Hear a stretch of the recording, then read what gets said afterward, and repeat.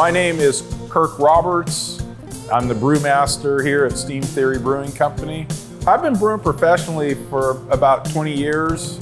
I really kind of got the bug and I just didn't like what I was doing, and I'm like, I want to try to make a career out of this.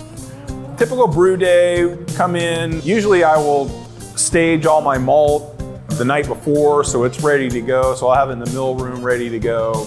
First thing I do is start the cleaning cycle on our fermenter. And then from there, we bring the grain in, mashing the grain, making sure we get the temperature, everything right. And then we'll send it off into the kettle, add the hops. Again, kind of watching everything as it's going, make sure we're hitting all our numbers. Big part of the day is, we have to clean out the mash tun. That's always the big dirty work of the pulling all the spent grain out.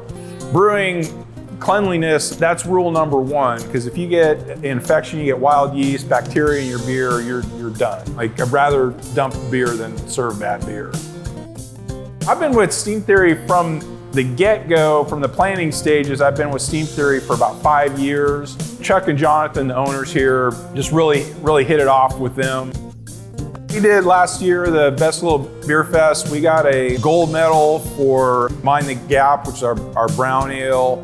Great American Beer Festival. Last year was the first year we entered. I've gotten awards at a couple of the other breweries that I've worked at. So getting an award at GABF really means something, because you're competing against breweries throughout the entire country. It's really an accomplishment when you win a medal. Even a bronze medal you're happy with. Hops Against Humanity, as a West Coast style IPAs and the kind of the hop forward is kind of really where I cut my teeth. So it's still a style that I really enjoy. It's got some of my favorite hops in there: Amarillo hops, Citra, Chinook, and Centennial. I've worked in brew pubs my whole life, so this is really the first time that we've actually had a canned version of anything that I've made to go out. So it's kind of cool to see. And me being a brewmaster, I want to say the beer stands on its own, but the can design is awesome. And we kind of stumbled onto, finding this local artist, and we kind of stumbled onto this theme with the cans, but it's cool because now we have something. When we release different beers, all the packaging is going to kind of relate and be on that theme. There's so much beer out there, you really got to have something that pops, that people are going to find that's interesting. And I know I've heard research like on wine, like 90% of it is the label, and I think beer is probably the same way, where people just, if it's something that they don't know about, they see a cool label and they're like, oh, maybe I'll try this beer.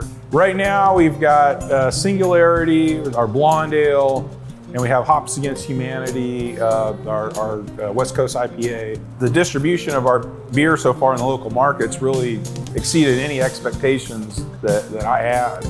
Hops Against Humanity, we sold out our first canning run in 3 weeks, which was crazy. So it's funny because this is the one beer that I get a lot of people that are, oh, I don't like IPAs, but I like that beer. And to me, that's a total compliment. You're possibly gonna do the Equilibrium, the red. Jonathan really wants to do the Juice Caboose, the hazy.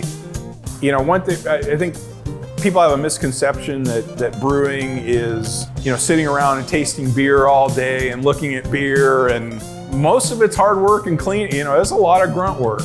So I think a lot of people say, I want to be a brewer, but really what they want to do is hang out and drink beer all day. It's a lot of work and a lot of passion, but it's worth it.